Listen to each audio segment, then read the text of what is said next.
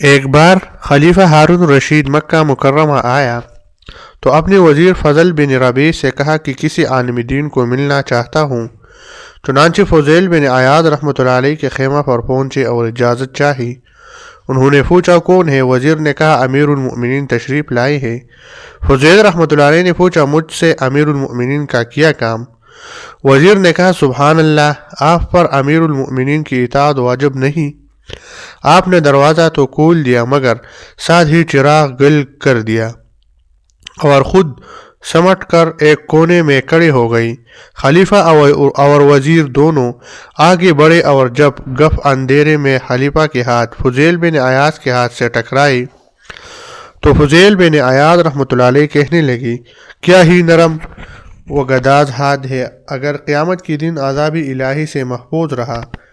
پھر کچھ تو توقف کے بعد کہنے لگی امیر المؤمنین عمر بن عبدالعزیز رحمۃ اللہ علیہ نے جب زمانۂ خلافت ہاتھ میں لی تو سالم بن عبداللہ بن عمر، محمد بن کعب القرظی اور رجاء بن حیات کو بلا بھیجا اور کہا میں آزمائش میں ڈال دیا گیا ہوں، مجھے کوئی مشورہ دو۔ امیر المؤمنین انہوں نے خلافت کو آزمائش سمجھا، لیکن آپ اور آپ کے ساتھی اسے نعمت سمجھ کر اس پر ٹوٹ پڑے ہیں۔ امیر المؤمنین، میں آپ کو اس دن سے خوف دلاتا ہوں جب بڑے بڑے مضبوط قدم ڈگمگا جائیں گے، اور یہ پوچھتا ہوں کہ کیا آپ کے ساتھی حضرت عمر بن عبدالعزیز رحمۃ اللہ علیہ کے ساتھیوں جیسے ہیں جو آپ کو ان کی سی باتوں کا مشورہ دے؟ یہ باتیں سن کر ہارون رشید اتنا رویا کہ اس کو غش آنے لگا۔ وزیر نے حضرت فضیل رحمۃ اللہ علیہ سے کہا امیر المؤمنین سے نرمی برتے۔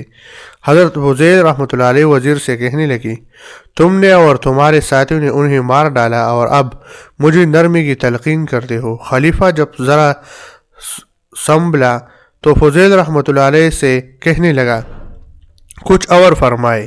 الغرض ہارون آپ کے عبرت آموز نصیحت سنتا رہا اور روتا رہا، کچھ اور کا مطالبہ کرتا رہا۔ جب اس کی طبیعت میں بہت رقت آ گئی تو جاتی دفعہ 1000 دینار پیش کی اور کہا انہیں اپنے اہل و عیال پر صرف کر دیجیے اور اپنے رب کے عبادت کے لیے ان سے قوت حاصل کیجیے۔ فضیل رحمۃ اللہ علیہ کہنے لگی میں نے آپ کو راستے کا راستہ دکھایا ہے تو آپ یوں اس کا بدلہ دینا چاہتے ہیں؟